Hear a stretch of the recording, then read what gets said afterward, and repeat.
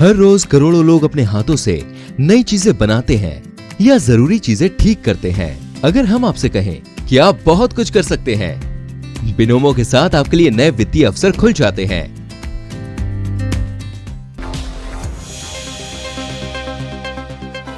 ऐतिहासिक स्तर छूने का सिलसिला लगातार बाजार में इस हफ्ते और आज फिर से खुलते ही नए रिकॉर्ड बनने के पूरे आसार। तो आइए आज का ट्रेड कैसा रहेगा, कहां होगी हफ्ते की एक्सपायरी और रिकॉर्ड हाइज पर आप क्या करें, ये है हमारा आज का खास फोकस। स्वागत है आप सबका शेयर बाजार लाइव में। नमस्कार, मैं हूं अनिल सिंघवी। और नमस्कार, मैं हूं दीपांशु भंडारी। और अनिल जी, लग रहा है कि आपके बर्थडे सेलिब्रेशंस आज भी बाजार में कंटिन्यू होंगे। नए रिकॉर्ड्स के पूरे आसार आते हुए दिख रहे हैं। बताएं सर, आज के ट्रिगर्स क्या कह रहे हैं? बिल्कुल दीप, और नए रिकॉर्ड के पूरे आसार हैं। हालांकि ग्लोबल मार्केट सुस्त हैं।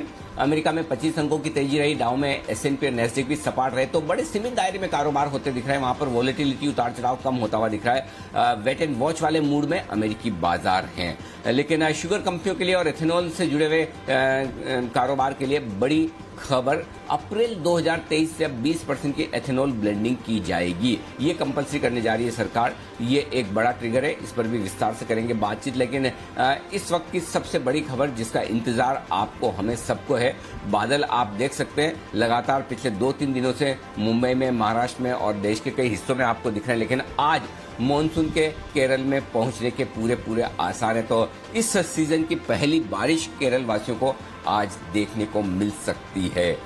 कल देश में फिर से कोरोना के मामले लगभग 1,33,000 के आसपास आए, जो कंफर्टेबल है। और सबसे बढ़िया बात यह कि रिकवरी जो होती दिख रही है वो नए मामलों के मुकाबले में कहीं ज्यादा है। तो ये है आज के सारे ट्रिगर्स भी।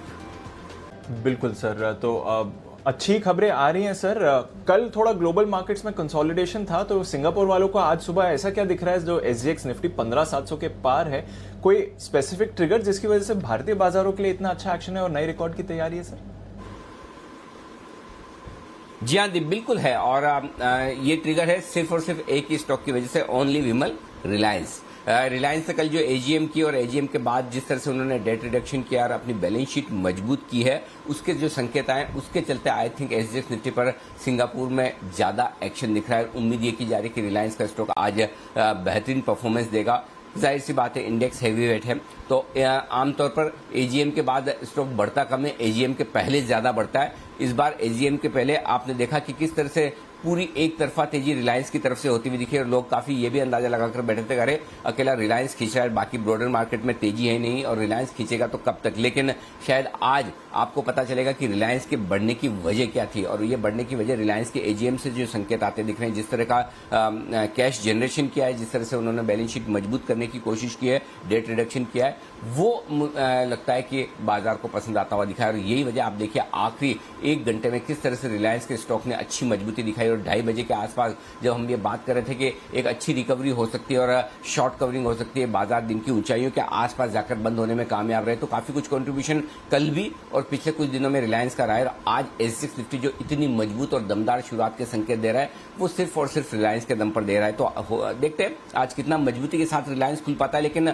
अगर 2 से 3% की, 4% की तेजी अगर रिलायंस में हो तो फिर शायद आप 75-100 पॉइंट ऊपर निफ्टी को खुलते हुए देख सकते हैं। और इस वक्त ग्लोबल मार्केट की सुस्ती के बावजूद FIDIs के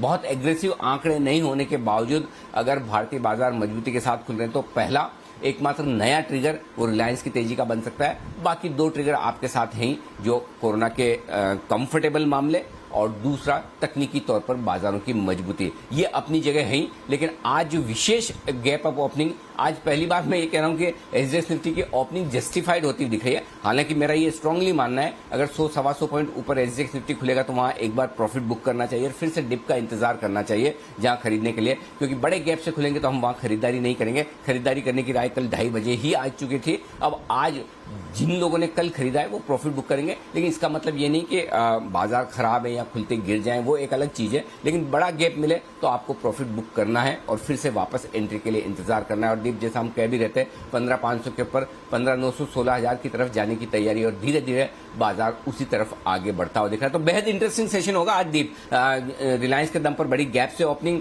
उसके बाद देखते हैं क्या कुछ होता है एक्सपायरी के लिहाज से भी पूरा एक्शन रहने वाला है। जी बिल्कुल सर, और पूरे एक्शन की तैयारी है, रिलायंस के पार्टिसिपेशन पर भी नजर रखेंगे और एक बार फिर से नए रिकॉर्ड्स की भी तैयारी सर। और जैसा आपने कहा गैप अप पर प्रॉफिट बुकिंग कर सकते हैं, बट एक जो बाजार के ट्रेंड के बारे में आप कह रहे थे सर कि 15,500 के ऊपर बड़ी तेजी के लिए बाजार तैयार हो गए हैं। जो दिसंबर जनवरी में आपको ट्रेंड याद है सर कि 1-1.5 दिनों का करेक्शन होता था और फिर बाजार फिर से अप मूव में आते हुए दिखे थे। रिसेंटली भी हमने यही ऑब्जर्व किया है, तो क्या वैसा ट्रेंड बाजार में वापस आते हुए दिख रहा है सर? ट्रेंड तो नहीं कहूंगा दीप, लेकिन ट्रेंड की शुरुआत होती दिख रही है। इस ट्रेंड की शुरुआत आज होती दिख रही है, कल दोपहर के बाद होती दिखी कि 1-1.5 दिन के करेक्शन के बाद बाजार फिर से मजबूती दिखा रहे हैं। तो इस बार ये पहली बार हुआ है। आप देखिए दीपा, 14,800 से नॉन स्टॉप तेजी हुई, एक भी करेक्शन नहीं। 14,490 से हमने रिकवरी देना शुरू किया और हम 15,700 के आसपास आ चुके हैं। वैसे देखेंगे तो 1200-1300 पॉइंट नॉन स्टॉप बढ़े, लेकिन उसमें भी 14,800 के बाद एक भी बार बाजार ने कोई साइजेबल करेक्शन टाइम के हिसाब से, प्राइस के हिसाब से, इंडेक्स के लिहाज से दिया नहीं है। तो अभी भी ऐसा कहीं कोई एक भी करेक्शन का संकेत आया नहीं है। अब ये बात आप हम सब जानते हैं कि बाजार इस तरह के बिना करेक्शन के लंबे समय तक कब तक चल सकता है, वो एक अलग चीज है। लेकिन इस बार जो बदलाव दिख रहा है दीप, वो ये है कि आमतौर पर मिड कैप स्मॉल कैप शेयरों में भी हमने जब जब तेजी देखी कि 2 हफ्ते 3 हफ्ते की तेजी हो जाए बस, उसके बाद ब्रेक लग जाता है। लेकिन इस बार पूरे 8 हफ्ते से ज्यादा तेजी चलती हुई दिख रही है। मतलब दोनों अप्रैल और मई के महीने तो दमदार तेजी कर रहे हैं। मार्च के अंत में हल्की फुल्की शुरू हो चुकी थी और अब जून में है तब भी हल्की फुल्की चल रही। तो 8-10 हफ्तों की तेजी तो नॉन स्टॉप अगर मिड कैप स्मॉल कैप शेयरों में हो सकती है, तो फिर क्यों नहीं 1200-1300 पॉइंट की नॉन स्टॉप तेजी इंडेक्स में हो सकती है। और उसमें अगर 300-400 पॉइंट की जगह और भी बची हो तो शायद कुछ गलत नहीं होगा। तो मेरा ये समझना है तब और अब में एक ही फर्क है दीप। तब और अब में फर्क ये है, तब जब 1-1.5 दिन के करेक्शन के बाद बाजार वापस बढ़ते थे तब आपके पास लाइफ टाइम हाई लेवल नहीं थे, राइट। तो आपको पता था कि ऊपर की जगह कहाँ है, कितनी है और कहाँ कहाँ आपको रेजिस्टेंस, रुकावट या थकावट के आसार मिल सकते हैं। यहां पर एक फर्क है, आप खुले नीले आकाश में हैं, blue sky zone, uncharted territory में है, यानी कि ऊपर के लेवल आपने जिंदगी में कभी देखे नहीं। इसलिए आपके लिए ये ठीक ठीक अंदाजा लगाना थोड़ा सा मुश्किल होता है कि क्या 1-1.5 दिन के करेक्शन से बाजार रुकेंगे या फिर कहां तक जाएंगे और वहां से रुकेंगे। इसका फिर सिंपल सॉल्यूशन हमारे पास क्या है, जो चीज हमें नहीं पता, लेकिन जो चीज हमें पता है फिर हम उस पर भरोसा करेंगे। पता हमें यह है कि किस लेवल के नीचे अगर बाजार ट्रेड करना शुरू करे तो फिर हमें सावधान होना है, सतर्क होना है, अपनी तेजी की पोजीशन पर स्टॉप लॉस लगाना है, वो सबसे इंपॉर्टेंट है। मेरा ये समझना है 15,400 के नीचे बंद होने पर आपको थोड़ा सा पहला संकेत हल्का सा कमजोरी का आएगा। 3 लेवल्स आप ध्यान में रख लीजिए। डे ट्रेडर हैं, 15,500 के नीचे कमजोरी का या 15,450 के नीचे कमजोरी का पहला संकेत डे ट्रेडर्स के लिए। पोजिशनल ट्रेडर है, 2-4 दिनों का व्यू लेकर आप चलते हैं, 15,400 के नीचे बंद होने पर पहला संकेत। और अगर आप इन्वेस्टर हैं तो 15,300 के नीचे अगर निफ्टी बंद होता है तो ही आपको सोचना है कि क्या बाजार ने पीक बना लिया एक बार शॉर्ट टर्म, क्या अब मुझे प्रॉफिट बुक कर लेना है, क्या यहां से 10-15% की गिरावट आ सकती है या एक रनिंग करेक्शन है। ये 3-4 सवाल जो हर इन्वेस्टर के मन में होते हैं, ये सवाल अभी नहीं आने चाहिए आपके मन में। ये सवाल आने चाहिए आपके मन में जब 15,300 के नीचे बंद होने के आसार हो। तो अपना स्टॉप लॉस, अपने लेवल्स को ध्यान में रखें और जब तक इन इंपॉर्टेंट लेवल्स के ऊपर बाजार ट्रेड कर रहा है तब तक आप अपनी पोजीशनिंग के हिसाब से बने रहें। सिंपल जाने दें, 15,900-16,000 के आसपास के हमारे टारगेट है ही, उसके बाद और रिवाइज करेंगे। आमतौर पर कहने में मैं ये भी कह सकता हूँ आपकी जो हमारा 21,000 का टारगेट है निफ्टी का, वो आएगा, 100% आएगा, लेकिन हमेशा वो एक तरफा राह नहीं होती है। अगर मैं भाई 12 ही महीने आपको तेजी बोलूं तो कभी न कभी तो होगी। वो कहते हैं ना दीप की जो घड़ी बंद होती है आपके घर में, अगर कोई दीवार घड़ी लगी है और वो बंद है, तब भी वो दिन में 2 बार तो सही समय बताती है। जिस लेवल पर वो बंद है दिन में 2 बार वो टाइम तो आता है। इसलिए अगर मतलब आप 12 ही महीने तेजी में रहेंगे तो कभी न कभी तो तेजी होगी, लेकिन चूंकि हमें मार्केट रोज एनालाइज करना है तो long term trend, medium term trend अपनी जगह और शॉर्ट टर्म ट्रेंड में आपको अपने लेवल्स को ध्यान में रखते हुए ट्रेड करना है। तो मेरे ख्याल से जो सवाल आप पूछें कि क्या अब भी 1-1.5 दिनों के करेक्शन के बाद चलेंगे, इससे ज्यादा इंपॉर्टेंट यह है कि अगर इंपॉर्टेंट सपोर्ट लेवल नहीं तोड़ते और अगर पहले सपोर्ट लेवल पर ही बाजार सपोर्ट लेकर घूम जाता है तो बिल्कुल तेजी बरकरार है। और इसका जवाब अब तक डेफिनेटली हाँ में है। जी दीप। बिल्कुल, तो नई तेजी आ गई है बाजार में, नए रिकॉर्ड्स एक बार फिर से आते हुए दिखेंगे। देखते हैं ये ट्रेंड इस बार हमें कितना ऊपर ले जाता है। पर स्टॉक स्पेसिफिक एक्शन भी थोड़ा समझ लेते हैं सर, इससे पहले कि आज के सेटअप की बात करें। कमोडिटी स्टॉक्स फिर से फोकस में आ रहे हैं, मेटल कंपनीज फिर से प्राइस हाइक्स कर रही हैं, बट शुगर लगातार यहां पर अच्छी खबर आ रही है और ये एथेनॉल ब्लेंडिंग के जो टारगेट्स को 2 साल और जल्दी कर दिया गया है, इसका कितना बड़ा इंपैक्ट देखते हैं सर आप शुगर सेक्टर पर? दीप, मुझे याद नहीं आता कि मेरे 25 साल के करियर में मैंने शुगर स्टॉक्स पर कभी इतना बुलिश ट्रेंड बनाया हो या इतनी रिकमेंडेशन दी हो जितनी पिछले 2 महीनों में दी है। क्योंकि इस बार शुगर सेक्टर का जो ये साइकिल है बहुत स्ट्रॉन्ग अप ट्रेंड में था और सही वक्त पर पकड़ में भी आया। देखिए, ऑनेस्टली मैं बोल रहा हूँ, कई बार शुगर शेयर भागे, ऐसा नहीं कि पहली और आखिरी बार भागे, लेकिन होता यह था कि सेक्टर को समझ पाना, पकड़ पाना और समय पर एंट्री कर पाना, ये आपके लिए बहुत जरूरी होता है। और स्पेशली मेरे लिए, क्योंकि जिन सेक्टर्स में फंड्स का इन्वॉल्वमेंट कम है, जहां फंड पैसा कम लगाते हैं, उस सेक्टर को हम थोड़ा कम देखते हैं। और वो इसलिए कम देखते हैं, उसकी वजह भी है कि जो सेक्टर सरकारी पॉलिसी से पूरी तरह से गवर्न हो, वहां पर पैसा बनाना आसान काम नहीं होता इन्वेस्टर्स के लिए। और शुगर में तो किस दाम पर शुगर के गन्ने खरीदे जाएंगे, किस दाम पर शुगर बिकेगी, आप कितना एक्सपोर्ट्स कर सकते हैं, कितनी खुले मार्केट में बेच सकते हैं, कितनी राशन के थ्रू बेचनी पड़ेगी, इतने झंझट हैं और इतनी पॉलिसीज हैं कि एक फंड मैनेजर सोचता है कि अरे मैं आज कुछ सोच कर लूं, कल कुछ और हो जाए, पॉलिसी बदलने में वक्त नहीं लगता है। इसलिए लोग शुगर शेयरों को खरीदने से परहेज करते थे और मेरे जैसे लोग शुगर शेयरों को रिकमेंड करने से परहेज करते थे। लेकिन इस बार जो शुगर सेक्टर के फंडामेंटल बदले हैं दीप, वो बहुत जबरदस्त है और मैं फॉर्चुनेट हूं कि ये बदलते हुए फंडामेंटल्स हमने थोड़े समय पर आइडेंटिफाई कर लिए तो कॉन्फिडेंस बढ़ जाता है। मेरा ये मानना है शुगर सेक्टर अभी भी अप ट्रेंड में है और कम से कम, ज्यादा नहीं तो एक बड़ा अप साइकिल अभी भी बाकी है। और इस बड़े अप साइकिल के लिए अब ट्रिगर्स जो आते दिख रहे हैं वो इथेनॉल से आते दिख रहे हैं। देखिए, इथेनॉल और शुगर, दो जो प्रोडक्ट शुगर कंपनियों के हैं, उनमें दोनों में बड़ा फर्क है। शुगर कंपनियां शुगर बेचने पर मुश्किल से 3%, 3.5% के आसपास का मार्जिन बनाती है, लेकिन इथेनॉल पर 40 से 50% तक के मार्जिन्स बन जाते हैं। तो जितना ज्यादा इथेनॉल बनाकर बेचें, उतना शुगर कंपनियों की प्रॉफिटेबिलिटी के लिए फायदा है। अब होगा क्या? आज जो नियम आया है वो नियम ये कह रहा है कि अब पेट्रोल में आप 20% इथेनॉल मिला सकते हैं और ये 2023 से लागू होगा, अप्रैल 2023 से। पहले नियम में ये था अप्रैल 2022 से 10% मिलाया जाएगा। तो एक तो ये कि एक साल भले ही आगे बढ़ाओ, लेकिन क्वांटिटी दुगुनी हो गई, यानी कि शुगर कंपनियां अब दुगुना इथेनॉल बेच पाएगी। और जितना इथेनॉल चाहिए इसको 20% की ब्लेंडिंग के लिए 1000 करोड़ लीटर, मतलब उसके लिए अभी बहुत बहुत कैपेसिटी आनी बाकी है और शुगर कंपनियों से पूरी की पूरी कैपेसिटी शायद मिलेगी नहीं। तो हो सकता है और उन्हें अपनी कैपेसिटी बढ़ानी पड़े।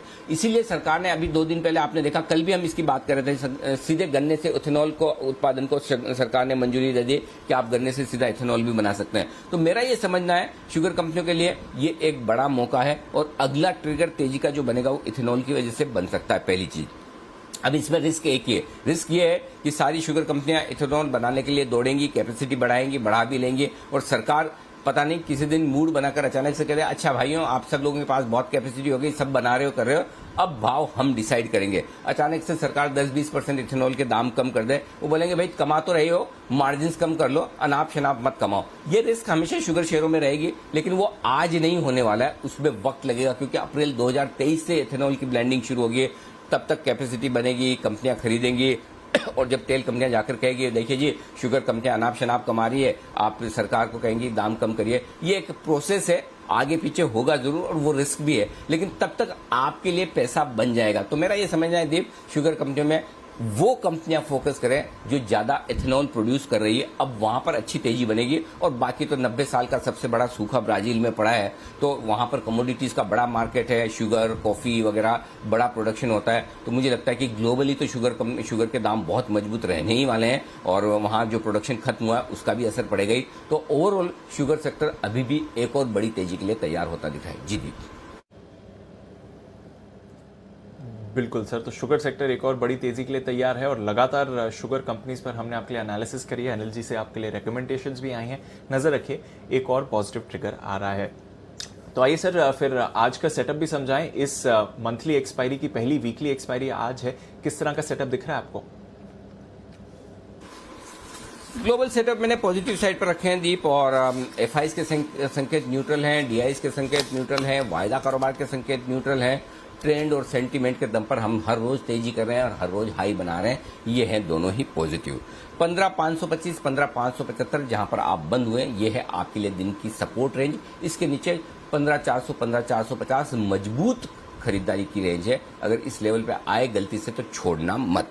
ऊपर 15,650, 15,700 के आसपास पहुंचेंगे, यहां खुलेंगे हम और यहां पर देखते हैं इसके बाद खुलने के बाद क्या कुछ होता है। इस रेंज में खुलने चाहिए। 15,660 का हमने हाई बनाया है, 15,661 होते ही एक नया हाई बनेगा।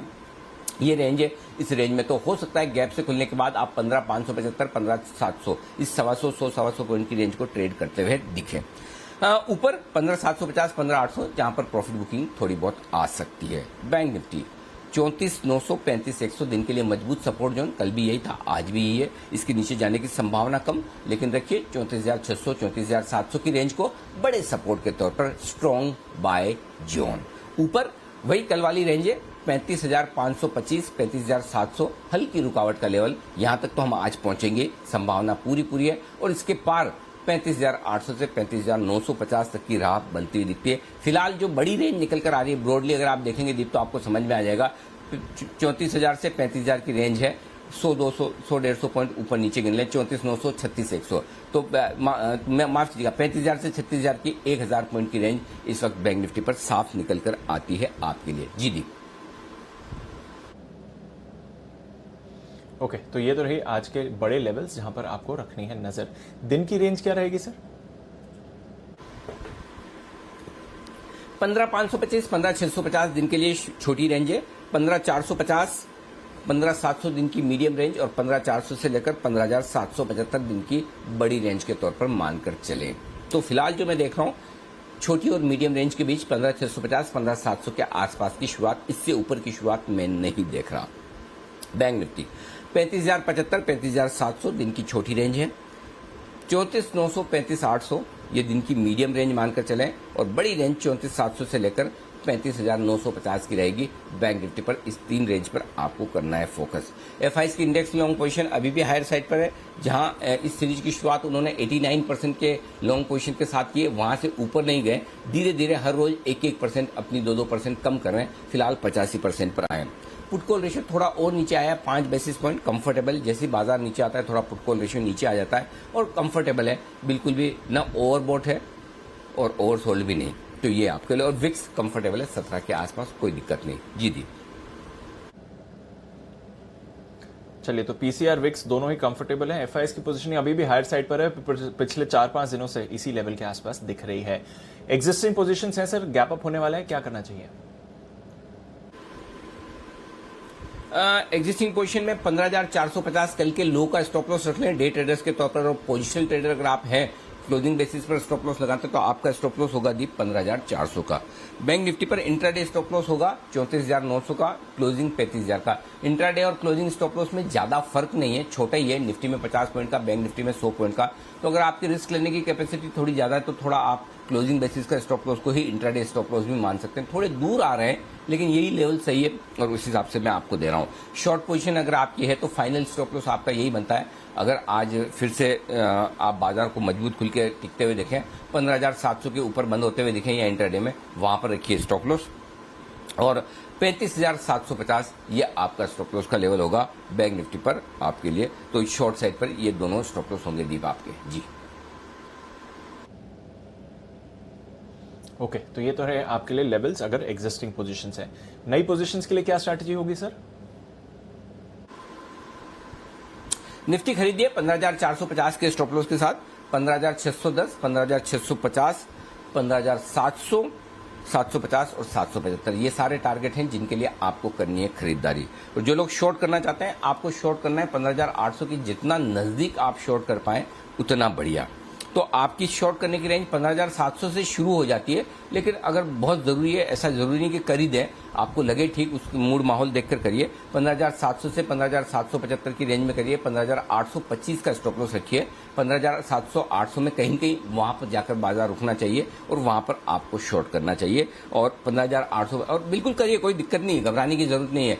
गैप से ऊपर मिले तो बिल्कुल दीजिए। अब देखिए 90 पॉइंट ऊपर था, अब मुश्किल से 70-65 पॉइंट रह गया, तो इतना गैप बनता नहीं है।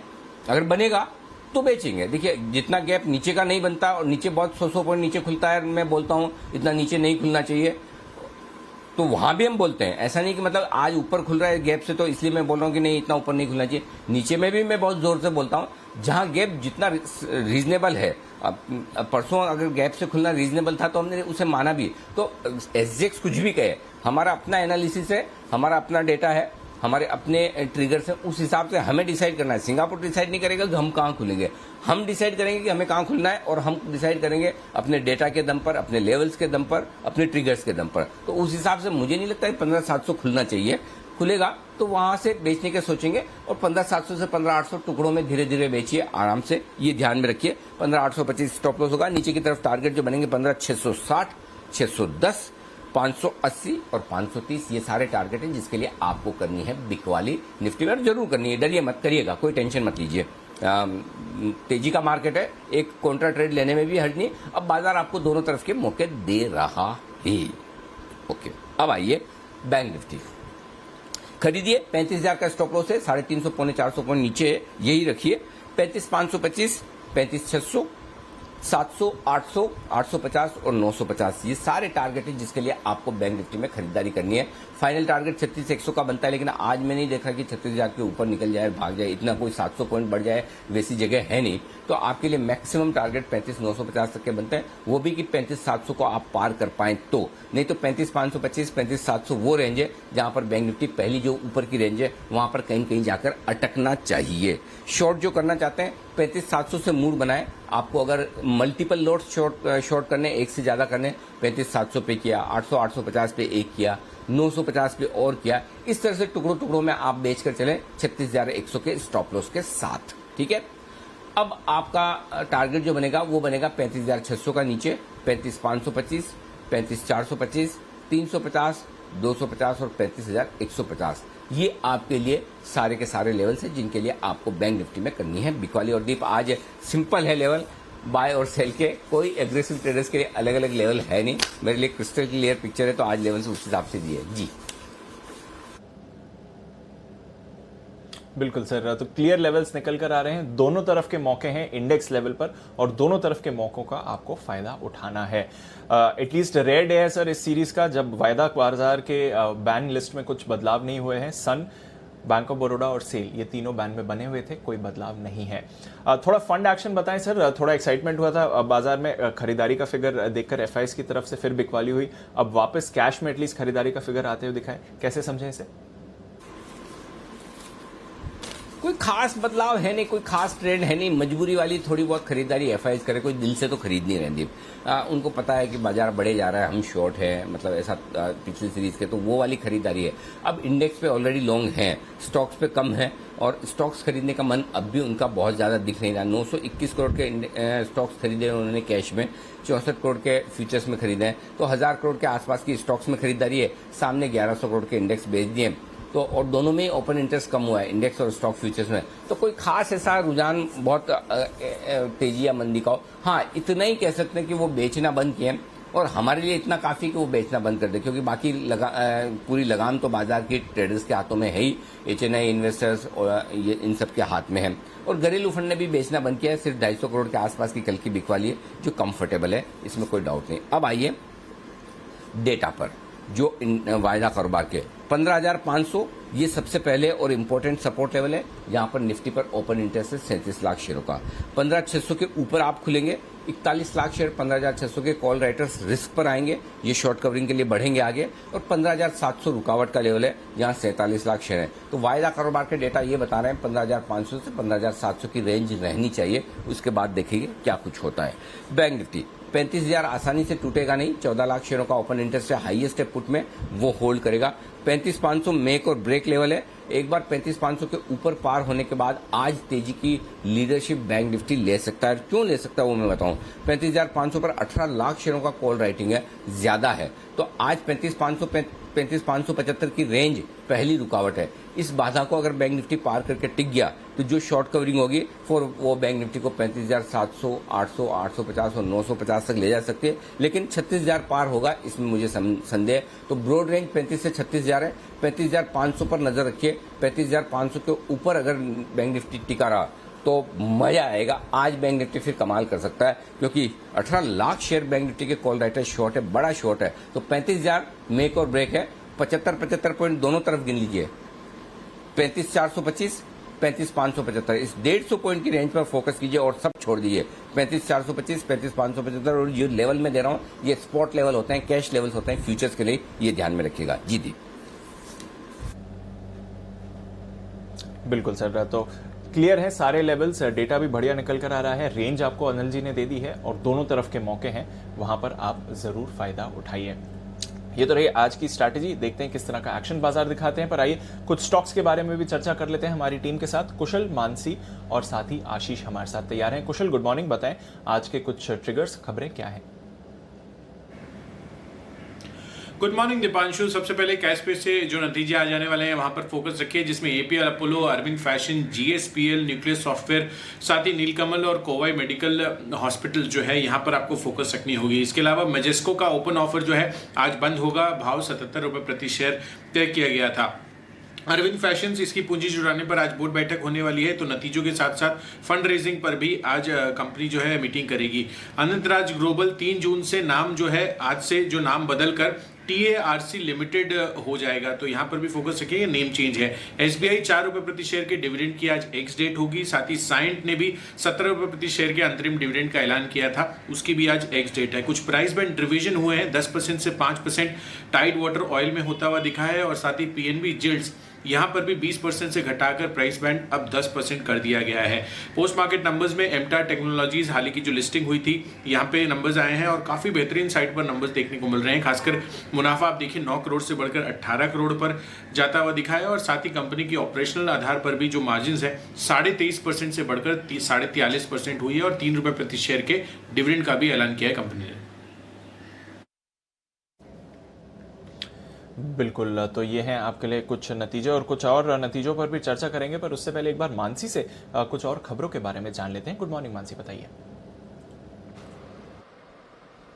Good morning Deepanshu. Praj industries sugar company OMC shares पर फोकस रहेगा क्योंकि अब पेट्रोल में 20% इथेनॉल ब्लेंडिंग की शर्त 1 अप्रैल 2023 से ही लागू होते हुए दिखेगी। पहले ये समय सीमा 2025 के लिए तय की गई थी। सरकार ने पिछले साल 2022 तक 10% का लक्ष्य तय किया था, तो इसके चलते शुगर कंपनीज OMC पर फोकस रहेगा। रुचि सोया खबर है, कंपनी न्यूट्रास्यूटिकल्स और वेलनेस सेगमेंट में उतर रही है। 10 प्रोडक्ट लॉन्च करने की तैयारी है। पतंजलि आयुर्वेद के साथ कॉन्ट्रैक्ट मैन्युफैक्चरिंग करार किया है और पतंजलि के लिए न्यूट्रास्यूटिकल प्रोडक्ट्स कंपनी बनाएंगी। पतंजलि के नाम पर प्रोडक्ट्स बेचने के लिए ब्रांड लाइसेंस अग्रीमेंट भी किया गया है।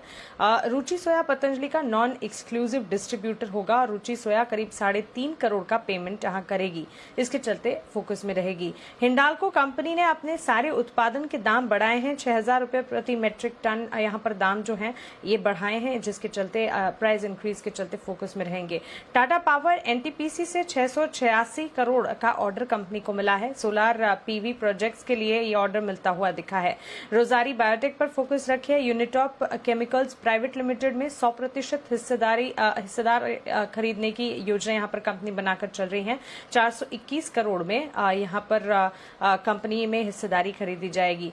रिलायंस इंफ्रा 6 जून 2021 को बोर्ड फंड जुटाने पर एक बोर्ड बैठक करने जा रहा है। Equity shares, equity link security, warrants, rights issue आदि के जरिए फंड जुटाने को लेकर इस बोर्ड बैठक में सोच विचार होगा, तो इसके चलते फोकस में रहेगा। ओके, तो ये हैं आपके लिए और कुछ खबरें जहां पर आपको आज एक्शन आते हुए दिखेगा। कुशल के पास वापस चलते हैं क्योंकि कुछ खबरें बाकी हैं और साथ ही फंड एक्शन भी है। कुशल, बताइए। एनएचपीसी दीपांशु यहाँ पर 10 जून को 4300 करोड़ रुपए जुटाने पर बोर्ड बैठक होने वाली है, तो यहाँ पर नजर रखिए। साथ ही टालना प्लेटफॉर्म्स, यहाँ पर प्रमोटर ने करीब 4 एंटिटीज में हिस्सेदारी खरीदी है और ये 4 एंटिटीज टालना प्लेटफॉर्म्स में करीब 10 लाख इक्विटी शेयर्स जो है इन्होंने खरीदे हुए हैं। और ये जो है ये जितनी भी फर्म्स हैं, ये चारों एंटिटीज ये प्रमोटर ग्रुप में अब इंक्लूड की जाएंगी और इसीलिए जो प्रमोटर एंड प्रमोटर ग्रुप की शेयर होल्डिंग है वो 41.56% से बढ़कर 42.3% हो जाएंगी। रिलायंस इंडस्ट्रीज, इनके एनुअल रिपोर्ट की डिटेल्स भी आती हुई नजर आई हैं और यहाँ पर कंपनी ने बताया है कि यहाँ पर आगे के लिए जो इनकी ग्रोथ स्पेसिफिक रणनीति है वो बेहतरीन हो सकती है, कि जिस तरह से इनकी बैलेंस शीट स्ट्रांग होती हुई नजर आई है और जो इन्होंने लगातार कर्ज में रिडक्शन किया है उससे कंपनी को फायदा होता हुआ दिखेगा। साथ ही अगर आप देखें तो इनके काफ़ी 3 हाइपर ग्रोथ इंजिन्स हैं, जिसमें जियो, रिटेल और साथ ही जो ऑयल टू केमिकल बिजनेस है वो रहेगा और जो लार्जेस्ट एवर राइट्स इशू है कंपनी ने वो भी पूरा किया है 53,124 करोड़ रुपए का। और अंत में एक बल्क डील है पोशाक लिमिटेड, इसमें आशीष कचोलिया जी ने 17,461 करोड़ जो है बेचे हैं 7402 रुपए के प्रति शेयर के भाव पर। ओके, तो 17,500 शेयर्स बेचे हैं आशीष कचोलिया साहब ने पोशाक में। नजर रखिए उस काउंटर पर। साथ ही रिलायंस इंडस्ट्रीज, जिसके बारे में अली जी बात कर रहे थे, वहां पर भी आपको आज एक्शन होते हुए दिखेगा। 24 तारीख को इसकी एजीएम है, वहां पर भी हमारी नजर है। एक बार देख लेते हैं आज ब्रोकरेजेस क्या कह रही हैं एफआईआर में।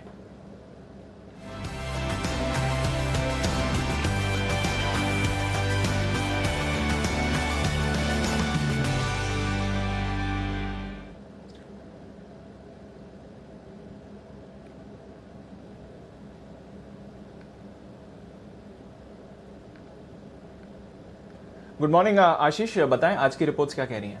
Good morning Deepanshu. सबसे पहले देखिए मदरसन सुमी, इस स्टॉक पर आपको नजर रखनी चाहिए। कल 15% की तेजी के साथ ये स्टॉक बंद हुआ। अब देखिए जेफरीज की रिपोर्ट आई है जहां पर होल्ड से रेटिंग को घटाकर अंडर परफॉर्म की राय दी गई है, लेकिन लक्ष्य 190 से बढ़ाकर 205 रुपये कर दिया है। वहीं नोमिरा अगर आप देखें तो न्यूट्रल की राय दे रहे हैं, 252 से लक्ष्य को बढ़ाकर 301 कर दिया। और सभी ब्रोकरेज हाउस ने एक पॉइंट हाईलाइट किया कि इनकी जो ईवी बुक है इसका जो एक कॉन्ट्रीब्यूशन है वो पिछली तिमाही में 21% से बढ़कर 25% हो गया। ये एक चीज़ पॉजिटिव है। हालांकि कामकाजी तौर पर नतीजे जो है अनुमान से कमजोर थे, लेकिन ऑर्डर बुक ने जो है बाजार को चौंका दिया, जिसके चलते आपने देखा कि कल बढ़िया तेजी स्टॉक में देखने को मिली। इसके अलावा फोकस में रहेगा पीवीआर। यहाँ पर देखिए मैनेजमेंट रिकवरी को लेकर काफी पॉजिटिव नजर आ रहे हैं। गोल्डमैन सैक्स खरीदारी की राय दे रहे हैं, 1740 से लक्ष्य को बढ़ाकर 1770 कर दिया है। वहीं एचएसबीसी खरीदारी की राय दे रहे हैं, लक्ष्य 1800 से घटाकर 1620 रुपए कर दिया है। और सीएलएसए देखें ये भी स्टॉक पर बुलिश है, खरीदारी की राय दे रहे हैं 1600 रुपए के लक्ष्य के लिए। आईसीआईसीआई बैंक कॉन्फ्रेंस कॉल के बाद देखिए मोनोमिरा की रिपोर्ट है, ये खरीदारी की राय को बरकरार रखा है 690 रुपए के लक्ष्य के लिए। कॉन्फ्रेंस कॉल एसबीआई के साथ भी हुआ है, तो यहाँ पर भी अगर आप देखें तो इन्होंने रिपोर्ट निकाली है, खरीदारी की राय दी है 550 रुपए के लक्ष्य के लिए। इसके अलावा बायोकॉन यहाँ पर भी नजर रखिएगा, लंबे समय से सीएलएसए स्टॉक पर बेरिश है, आज भी बिकवाली की राय दी इन्होंने 260 रुपए के लक्ष्य के लिए। करीब 390 के आसपास की जो है कल की क्लोजिंग है। मान रहे कि स्टॉक के जो वैल्यूएशन है थोड़े से महंगे नजर आ रहे हैं, जिसके चलते यहाँ पर ये बिकवाली की राय दे रहे हैं। बर्जर पेंट्स यहाँ पर अंत में देखते हैं, 2 ब्रोकरेज हाउस की रिपोर्ट चाहिए। नोमिरा रिड्यूस की रेटिंग दे रहे हैं 675 रुपए के लक्ष्य के लिए। ये कह रहे हैं कि वैल्यूएशन जो है महंगे और आगे जाकर थोड़ा सा आउटलुक भी कमजोर नजर आ रहा है। 792 कल की क्लोजिंग है। वहीं मैक्वारी जो है इस स्टॉक पर अंडर परफॉर्म की रेटिंग दे रहे हैं, माफ कीजिएगा, और 600 रुपए का इन्होंने लक्ष्य दिया है। ये हैं तमाम रिपोर्ट जिन पर करना है आज आपको फोकस। आइए फोकस बढ़ाते हैं उन सभी स्टॉक्स पर जो आज हमारे एक्सपर्ट्स के रडार पर हैं। और आइए वक्त है टिक ऑफ द डे का। बिगुल के साथ करते हैं सभी का स्वागत।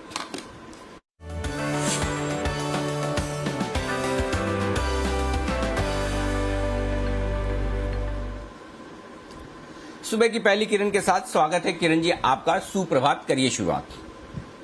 Anil ji very good morning. मुझे बाय करना है वो है भारत फोर्ज। कल देख मिला था कि हम ऑटो एंसिलरीज और एफएमसीजी सॉरी एनबीएफसीज, ये 2 क्षेत्र के स्टॉक्स काफी अच्छे मूव करते नजर आ रहे थे। तो मेरा मानना है कि भारत फोर्ज बाय करना चाहिए। आपका स्टॉप लॉस 680 का रहेगा, 698 की कल की क्लोजिंग है और टारगेट्स के लिए 2 से 3 दिन का वक्त देते हैं तो 740 750 के लेवल्स देखने को मिल जाने चाहिए। ओके, 740 750 खरीदें आप भारत फोर्ज। वागले साहब नमस्कार, बताएं सर आप क्या खरीदेंगे। Anil ji good morning. Deepanshu good morning. मैं खरीदूंगा आरबीएल, 222 का बंद है, 219 का मेरा क्लोज स्टॉप लॉस होगा। मुझे लगता है 200 221 स्टॉक आज के दिन में ही जा सकता है। ओके, आरबीएल बैंक खरीदने की राय। वागले साहब टारगेट फिर से बताओ।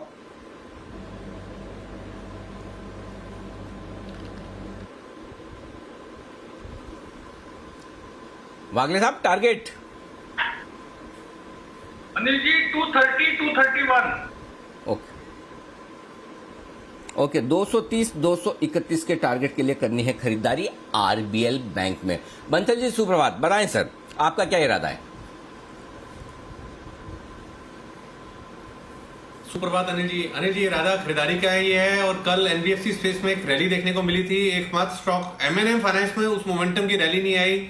नीचे में एक अच्छा सपोर्ट है, तो एमएनएम फाइनेंस का वो खरीदने की राय है। 159 का एक स्टॉप लॉस लगाना है और 170 के टारगेट के लिए एमएनएम फाइनेंस है pick of the day. Okay, MNM finance 163 के आसपास हुआ है बंद, यहां करें खरीदारी। कुणाल जी आप क्या खरीदेंगे? Good morning sir.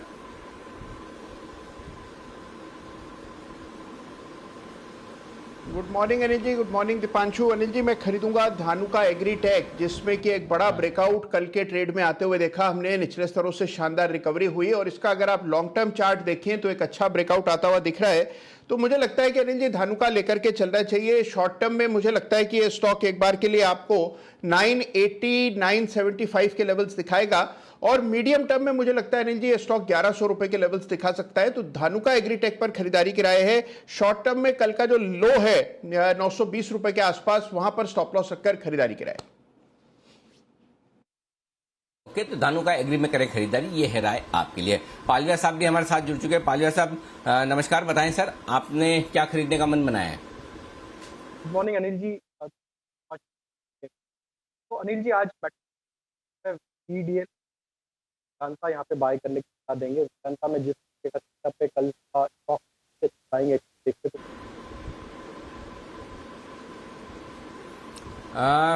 Rajesh ji शायद आपके ऑडियो में दिक्कत है, हम उसको चुस्त दुरुस्त करने की कोशिश करेंगे। तब तक सुमित जी से करते हैं मुलाकात। सुप्रभात सुमित जी, बताइए सर आपकी पसंद का शेयर आज के लिए।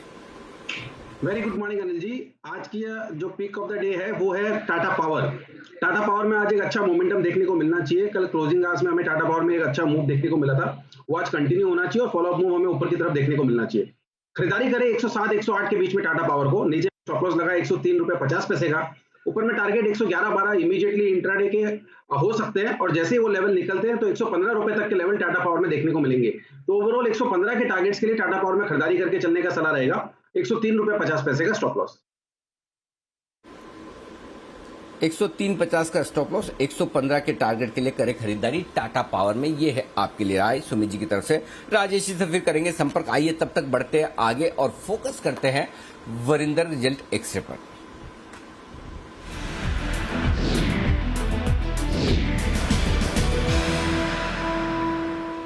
नतीजे देने वाली कंपनियों की संख्या और नतीजों के विश्लेषण की लिस्ट होती दिख रही है छोटी, और आज भी बेहद कम, मुश्किल से 3 या 4 स्टॉक हैं जो वरिंदर की लिस्ट में है। वरिंदर सबसे पहले अच्छे नतीजों पर करते हैं फोकस, बताइए। Good morning. Good morning sir. एक ही नंबर अच्छा आया था, NRB bearings. Valuation plus numbers बहुत अच्छे थे इसके।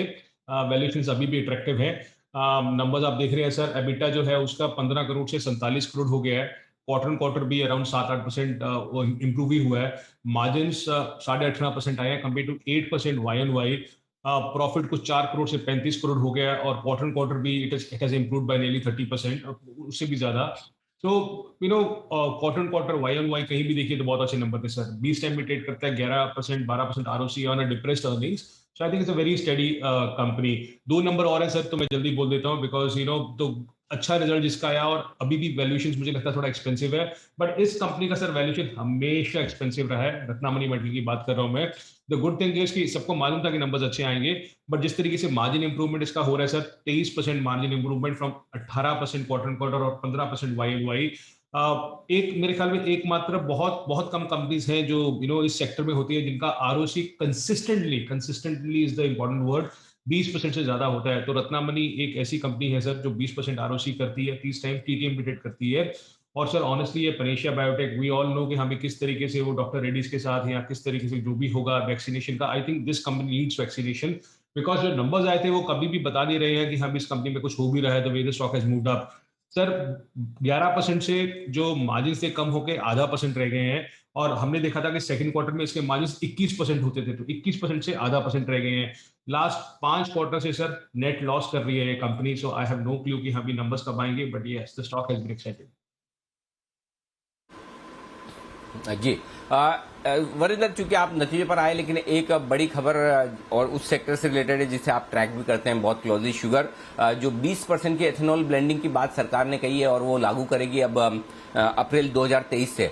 क्या लगता है आपको, किन कंपनियों को सबसे ज्यादा फायदा होगा? कहां पर एथेनॉल की कैपेसिटी इस वक्त ज्यादा है, कहां पर बढ़ने की तैयारी में, तो इन्वेस्टर्स को किन शेयरों पर नजर रखनी चाहिए? और दूसरा, क्या शुगर सेक्टर्स का और शुगर की एज ए कमोडिटी जो साइकिल तेजी का चल रहा है, ये लंबा चलने वाला है?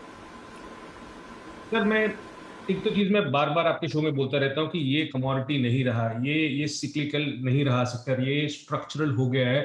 आपको लास्ट 3 4 5 साल से बार बार गवर्नमेंट बता रही है कि ये करो ये करो ये करो, आप सोचिए सर, अभी लोग जो बोल रहे हैं कि 20% ब्लेंडिंग तो होगा ही नहीं यार, ये तो गवर्नमेंट कुछ भी बोलती है, 23 का होगा कि नहीं होगा, 24-25 में होगा।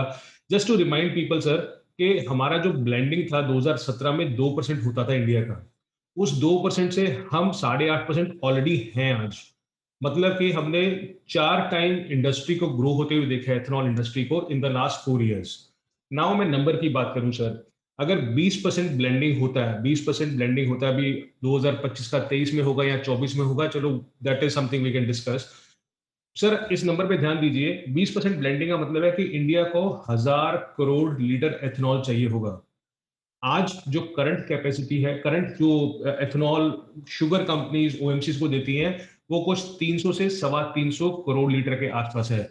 इसका सिंपल सा मतलब है सर कि अगले 3 साल में जो इंडस्ट्री है वो 3 गुना इस लेवल से होगी, बाकी 300-325 करोड़ लीटर से 1000 करोड़ लीटर पहुंचेगा। सो आप इमेजिन कर सकते हो सर, कुछ कुछ कंपनी जो आपको दिखती है यहाँ पे, जैसे मैं बात करता हूँ बलरामपुर की या किसी और की, तो उनका कुछ कुछ कंपनीज का प्रॉफिट सर अगले 3 साल में आपको 500 से 1000 करोड़ दिखेगा, वो भी सस्टेनेबली दिखेगा। नाउ जैसे आपने पूछा, तो इंडस्ट्री खुद सर 3 गुना होने वाली है अगली 3 या 4 साल में, whichever way you want to debate on. दूसरा चीज सर जो सबसे जरूरी है कि किसको सबसे ज्यादा बेनिफिट होता है अगर हम 1000 करोड़ एथेनॉल मार्केट बन जाते हैं। Sir this 1000 crore is very important. तो मानो चाहे ना मानो सर, इंडिया में आज की टाइम में श्री रेणुका का ethanol capacity is the highest in India, even bigger than Balrampur.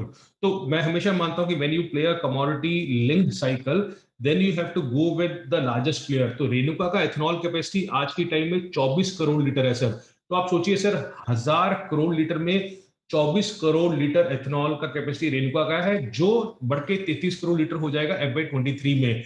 Balrampur का कैपेसिटी सर अभी 18 करोड़ लीटर है, जो बढ़ के मैजापुर का जो उनका एक्सपेंशन आ रहा है वो 30 करोड़ हो जाएगा FY23 में। And then of course there are companies like Triveni, Dhampur, ये सब कंपनीज है जिनका एक्सपेंशन के बाद 17 करोड़ के आसपास का, 16-17 करोड़ के आसपास का एक्सपेंशन होगा। सर तो आप ये भी सोचो सर, 1000 करोड़ लीटर में अभी भी ये कंपनी जो हम बोलते हैं बड़ी है, इनका मार्केट शेयर सिर्फ 3 या 4% ही होगा sir. So I will not be surprise, अभी तो आप एक्सपेंशन देखेंगे इनसे, मगर दे ऑल्सो नो कि अपॉर्चुनिटी इतना बड़ा है, तो ये 3-4% मार्केट शेयर पे नहीं रहेगा। बलरामपुर हुआ, रेणुका हुआ, वो लोग 3-4% पे नहीं रहना चाहते हैं। Praj of course is a pure play ethanol story, so उसको बेनिफिट पूरा का पूरा होगा। इसजेक जैसे हम बोलते रहते हैं और आपके चैनल पे भी बोला है, it's not a pure play but it will benefit because it makes the plants for this ethanol manufacturing there. और सर दूसरा एक और चीज हमें बोला था कि ग्रेन बेस्ड कंपनीज को भी देखिए, क्योंकि सिर्फ गन्ने से नहीं, ग्रेन से भी जो एथेनॉल बनता है उसका भी बहुत ज्यादा प्रोडक्शन बहुत तेज हो रहा है। तो there are few companies in India जो ग्रेन से बनाती है। सर इसका एक ही चैलेंज है सर, आज के टाइम में जो इंजन्स में आप एथेनॉल ब्लेंडिंग कर सकते हो वो 12% है आज के टाइम में। सो वो 12 का 20% पहुंचने के लिए इंजन्स में मॉडिफिकेशन जरूरी है। सो हमें ये भी देखना कि गवर्नमेंट अभी क्या स्टेप्स लेकर आती है ताकि वो 12 का 20% किस तरीके से और कितना मतलब जल्दी हो पाएगा, क्या क्या चेंजेस चाहिए होंगे, थोड़े चेंजेस चाहिए होंगे, बड़े चेंजेस चाहिए होंगे। बिकॉज अगर आपको 20% एथेनॉल तो बना दोगे, क्या वो इंजन में 20% ब्लेंडिंग हो पाएगा कि नहीं हो पाएगा, वो एक चैलेंज है, वो देखना चाहिए। But as a said sir, ये इंडस्ट्री 3 गुना होने वाली है अगले 3 साल में, वो 4 साल में हो, और अभी भी ये कंपनीज बहुत छोटी हैं सर, 3 या 4% ही मार्केट शेयर है इनका, and I am sure they will try to go to 5-10% in the next 3-4 years। बिल्कुल, तो ये है आपके लिए एथेनॉल की बढ़ती हुई मांग शुगर कंपनियों के लिए बहुत ही जबरदस्त कारगर साबित होती दिखेगी। शुक्रिया वरिंदर आपका पूरा विश्लेषण देने के लिए और शुगर कंपनियों पर अपनी राय देने के लिए। आइए बढ़ते हैं आगे और अब वक्त है पिक ऑफ द डे में राजेश पालिया साहब से पिक लेने का, जिनसे हमारा कनेक्शन चुस्त दुरुस्त नहीं हो पाया था। पालिया साहब अब हमारे साथ तैयार हैं एकदम। बताएं सर, क्या खरीदेंगे आज? Good morning Anil ji, good morning Deepanshu जी। तो अनिल जी बाय करेंगे हम वेदांता VDL। कल के सेशन में काफी अच्छी बाइंग इंटरेस्ट स्टॉक पे देखने को मिला, एक रेंज का ब्रेकआउट नियर टर्म चार्ट पे देखने को मिला, और जिस तरीके से सेटअप है स्टॉक का, हमें लगता है कि वेदांता को यहाँ से बाय करना चाहिए। 284 286 तक के टारगेट लगता है आज आते हुए दिखते हैं। करंट लेवल से 271 के स्टॉप लॉस से VDL बाय करने की।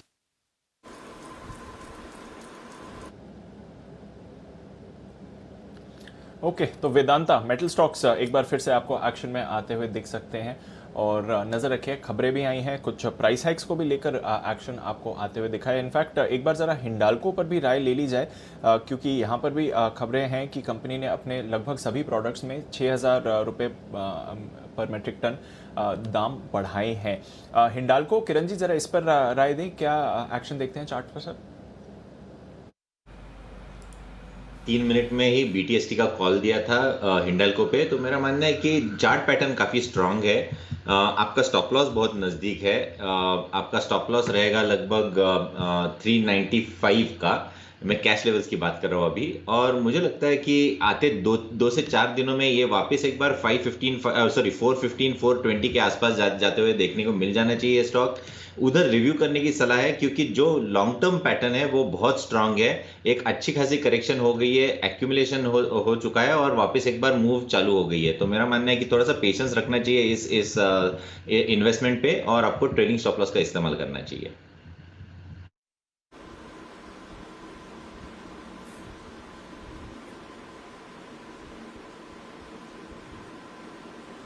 ओके, तो ये आपके लिए हिंडाल्को पर राय किरण जी की तरफ से आती है। आइए, विकास सेठी साहब भी हमारे साथ कार्यक्रम में हो चुके हैं शामिल। सेठी साहब गुड मॉर्निंग। बनाए सर, आपका पिक ऑफ द डे कौन सा शेयर आज आपने चुना है? Good morning Anil ji, good morning Deepanshu. देखिए, जो पिक ऑफ द डे के तौर पे जो एक शेयर सजेस्ट करना है वो अनिल जी, मेरे परसों मंगलवार को दोपहर को सदाबहार सेठी साहब सेगमेंट में मैंने एक F&O का स्टॉक पिक किया था, इन्फोएज नौकरी.com 4430-35 के लेवल पे रिकमेंड करा था, और 4600 के टारगेट थे, वो कल अचीव हुए हैं। मुझे लगता है इस स्टॉक को आज के लिए भी बिल्कुल खरीदना चाहिए, और ये मेरा आज का पिक ऑफ द डे रहेगा with a target of 4700 rupees, 4700 के टारगेट के लिए। ओके, तो 4700 के टारगेट के लिए यहाँ पर इन्फो एज में खरीदारी करने की राय, और कल ही हमने क्लोजिंग शो में इन्फो एज को दिया भी था कल के 2000 के तौर पर, तो आज पहले से ही आप मेरा धन्यवाद स्वीकार करें सेठी साहब। लेकिन अच्छा बताएं, इसके अलावा और कोई स्टॉक है वायदा कारोबार के जो आपके रेडार पर हैं? बिल्कुल अनिल जी, लिस्ट लंबी है, उसको कर्टेल करके मैंने 4 स्टॉक और आइडेंटिफाई करे हुए हैं। आज जो दूसरा स्टॉक खरीदारी करने का है वो है Reliance industries, big daddy of the market, जो कि पिछले 2-3 दिनों से दमदार तेजी में चल रहा है, और जिस तरह से इसकी जो एजीएम है 24 तारीख को एजीएम है, तो उसमें उसके पहले मुझे लगता है और दमदार तेजी इस स्टॉक में देखने को मिलेगी। आज के लिए भी इसमें खरीदारी करने की सलाह है। आज का मेरा इस स्टॉक में 2250 का टारगेट है। इसके अलावा मेटल स्पेस से हिंडाल्को को पिक किया है, जिसमें आज खबरें भी आ रही है कि इन्होंने एल्यूमिनियम के प्राइसेस कुछ बढ़ाए हैं, तो हिंडाल्को में खरीदारी करने की सलाह है। टारगेट है आज का 415 का। फिर उसी का फायदा नाल्को नेशनल एल्यूमिनियम को भी मिलेगा, और फॉर्चुनेटली ये स्टॉक आज बैन में भी नहीं है, तो 73 रुपए पे कल बंद हुआ। इस स्टॉक में भी खरीदारी करने की सलाह है 77-78 के लेवल्स के लिए। और फाइनली BHEL, आपका पसंदीदा स्टॉक, जो कि कल 72 रुपए के आसपास बंद हुआ है, इस स्टॉक में भी खरीदारी करनी है 76 के टारगेट के लिए, 70 का स्टॉप लॉस। स्टॉक्स हैं सेठी साहब की लिस्ट में, हमेशा आपको बढ़िया पिक्स मिलती हैं सदा सवार सेठी साहब के सेगमेंट में भी, और जब पिक ऑफ द डे देते भी हैं तो पिक्स ऑफ द डे ही होता है। BHEL एक और काउंटर जो सेठी साहब को पसंद है। आइए कुछ और स्टॉक्स जहां पर आपको रखनी चाहिए नजर। आज ढेरों स्टॉक्स एक्शन में दिखेंगे खबरों के दम पर भी, और जिस तरह का मूवमेंट आ रहा है। रोजारी बायो, सेठी साहब इस पर कोई राय? एक एक्विजिशन कर रहे हैं 421 करोड़ रुपए में, यूनिटॉप केमिकल्स नाम की कंपनी, 100% एक्विजिशन होगा, और इंटरनल अक्रूवल से ही कर रहे हैं, कोई एक्सटर्नल फंडिंग की जरूरत नहीं पड़ेगी। कोई राय रोजारी बायो पर सर? नहीं, स्टॉक पे मैं बुलिश हूँ, स्टॉक अच्छा भी कर रहा है और ये जो एक्विजिशन है मुझे लगता है चूंकि इंटरनल एक्रूवल से भी है तो बाजार को पसंद आना चाहिए। और बाकी स्टॉक एक डेफिनेटली एक पॉजिटिव मोमेंटम में भी है, फंडामेंटल्स भी अच्छे हैं, तो जिन्होंने लिया हुआ उनको तो बिल्कुल बने रहने की सलाह है। मीडियम से लंबी अवधि में यहाँ से भी अच्छे अपसाइड देखने को मिलेंगे। ओके, तो ये है आपके लिए रोजारी बायो, नजर रखिए इस काउंटर पर भी। एनएचपीसी, सुमित जी आपका एक फेवरेट पिक, फंड्स जुटाने पर कंपनी बोर्ड बैठक करने वाली है, कुछ दिनों में लिया जाएगा निर्णय, इसमें लगभग 4,300 करोड़ रुपए जुटाने पर विचार करेंगे 10 तारीख को। एनएचपीसी की चार्ट सर।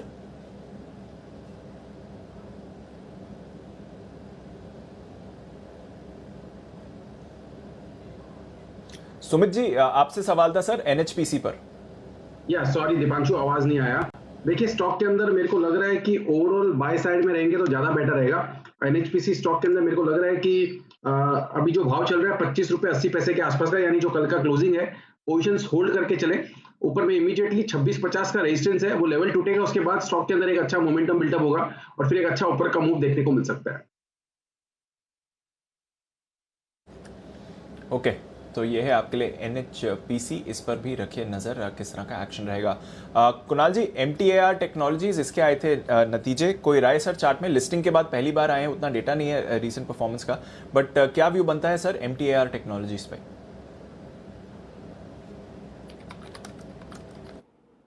देखिए बिल्कुल जैसे आपने कहा दीपांशु, बहुत ज़्यादा डेटा नहीं है तो कुछ भी चार्ट के आधार पर कहना बहुत मुश्किल है, लेकिन एक सपोर्ट के आसपास से स्टॉक बाउंस कर रहा है तो मुझे लगता है थोड़ा बहुत अपसाइड बन सकता है, लेकिन क्योंकि चार्ट पर बहुत ज़्यादा डेटा नहीं है इस पर कुछ कमेंट ना करें बेहतर है। अच्छा, कमेंट ना करें, लेकिन एक चीज पर कुणाल जी आपका कमेंट चाहिए और वो बड़ा इंटरेस्टिंग है और आप करेंगे भी, नहीं करेंगे तो भी मैं जबरदस्ती लूंगा। सुबह 7 बजे दीप जब ग्लोबल मार्केट्स की बात करते हैं, ग्लोबल मार्केट्स में कल वो अमेरिका में एक कंपनी लिस्ट हुई AMC, सिनेमा वाली है ना, जो लिस्ट होते ही डबल हो गई। दीप क्या हुआ उसमें जरा एक बार बताइए, फिर मैं कुणाल जी से पूछता हूँ। मेरे ख्याल से लिस्टिंग होते ही डबल हो गई वो, और ढेर सारे सर्किट लगे उसमें, एक के बाद एक ऊपर वाले। हाँ सर, आपको याद है जनवरी में हमने वॉल स्ट्रीट बेट्स जो रेडिट पर फोरम है उसके बारे में बात करी थी, game stop, blackberry, bed bath and beyond जैसे शेयर्स आए थे, उसमें एक उस फोरम का ये चहीता शेयर है AMC, पुरानी कंपनी सर, लिस्टिंग नहीं हुई थी, बट सिर्फ अगर आप कल के ट्रेडिंग सेशन में देखें तो एक ही दिन में स्टॉक डबल हो गया, और अगर आप पिछले कुछ दिनों का एक्शन देखें तो स्टॉक में जबरदस्त तेजी आई है। एक साल में अगर आप देखें तो स्टॉक 1000% माफ कीजिएगा 1000% रिटर्न्स ये काउंटर दे चुका है, तो जबरदस्त एक्शन बना हुआ है AMC में, और कल एक ही सेशन में ये डबल हो गया सर। क्या बात है, कल एक ही सेशन में। कुणाल जी क्या हो रहा है, वापस वैसा ही खेल शुरू हो गया क्या अमेरिका में जो पहले हुआ था? अनिल जी देखिए ये तो गेम स्टॉप जिस पर अनिल जी आपने इतना जबरदस्त कार्यक्रम किया था, ये तो उसका भी बाप है अनिल जी, AMC। आप देखिए अनिल जी $10 का शेयर $60 हो गया 5 दिन के भीतर। तो अनिल जी कभी कभी ये सब देख के मन करता है कि अमेरिका जाकर रहना चाहिए, $10 का शेयर 5 दिन में $60 हो जाए। हम यहाँ 5% की तेजी के लिए अनिल जी कितनी दुआएं करते हैं। अनिल जी एक चीज और बड़ी इंटरेस्टिंग है। तो एक दूसरी इंटरेस्टिंग चीज बताएं उससे पहले हमने डिसाइड किया है कि आप अमेरिका जाएं और ये कार्यभार संभालें, यहाँ से पीछे बंसल जी आपका काम संभालेंगे, हम हैं सब लोग, हम आपको बिल्कुल भी मिस ना करेंगे। खाली एक ही कंडीशन पे कि जो भी आप गेम स्टॉप वाला गेम जैसा भी जो आप वहाँ से 1 का 2 जो होता है हर रोज, उसमें मतलब सब पैनलिस्ट का ध्यान रखना है। ऐसा नहीं कि खाली आप छोटे कुणाल जी के लिए ही करते रहे काम सारा का सारा, तो आपको हम सब के लिए करना है। उस कंडीशन में हम आपको भेजने के लिए बिल्कुल दिल से तैयार है एकदम। बंसल जी को कोई आपत्ति नहीं है, चार्ट कॉर्नर वैसा का वैसा चलेगा आपके नाम पर पूरा का पूरा, जब आप अनुपस्थिति में होते हैं। बस पार्टनरशिप मॉडल बरकरार रहना चाहिए। अच्छा हाँ, दूसरी चीज जो क्या बता रहे थे इंटरेस्टिंग, वो बताइए आप। अनिल जी देखिए ये कंपनी PVR की तरह सिनेमा चलाती है और इसने अनिल जी देखिए कितनी अच्छी स्कीम निकाली है कि जो भी शेयर धारक होंगे सबको पॉपकॉर्न फ्री में मिलेगा। तो अगर आप शेयर खरीदेंगे तो पॉपकॉर्न फ्री है। अनिल जी कंपनी स्वयं दे रही है अनिल जी इस तरह के प्रलोभन। तो अनिल जी देखिए कि हाँ जी अनिल जी ये बिल्कुल PVR जैसी कंपनी है, अगर आप इसके शेयर खरीद लें पॉपकॉर्न फ्री। तो अनिल जी इससे हमें सीख लेनी चाहिए भारतीय कंपनियों को। इतने सालों से हम PVR रेकमेंड कर रहे हैं, कभी पॉपकॉर्न जी जी जी जी, आपकी बात बिल्कुल पीवीआर तक पहुंचाने की तैयारी। दीप, तुरंत प्रभाव से पीवीआर के मैनेजमेंट को रिक्वेस्ट भेजी जाए इंटरव्यू के लिए, और इंटरव्यू में जरूर पूछा जाएगा कि हाँ, एक जमाना था जब वो है ना बाटा या रिलायंस या रेमंड्स, इनके शेयर होल्डर्स को है ना वो डिविडेंड के साथ में वो कूपन आते हैं डिस्काउंट वाले 25, 30, 20, 50% वाले। आई डोंट नो आजकल आते हैं कि नहीं आते हैं। एक जमाना था शेयर होल्डर्स को कूपन मिला करते थे। तो आपकी इस मांग पर हम बिल्कुल सहमत हैं। आपकी एक्चुअली दोनों ही मांग पर सहमत है कुणाल जी। आज आपको जो मांगना है मांगो, हम एकदम सहमत है। आपको हम अमेरिका भेजने के लिए भी तैयार हैं। और वैसे भी जैसे शुभम जी कनाडा से शो कर लेते तो आपको कौन सा अमेरिका से शो करने में मुश्किल है। यहाँ के दिन में यहाँ का शो कीजिए, वहाँ के दिन में वहाँ का शो कीजिए। 24/7 आप काम करते रहिए, कमाते रहिए।